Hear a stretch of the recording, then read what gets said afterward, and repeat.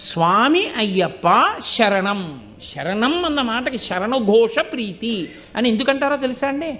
శరణం అంటే ఏమిటంటే, మిమ్మల్ని పాడు చేస్తున్నటువంటి శత్రువులేవో మీరు తెలుసుకుని, ఈ శత్రువుల్ని నేను మట్టు పెట్టలేను అని మీరు యథార్థంగా ఒప్పేసుకోవడాన్ని శరణాగతి అంటారు.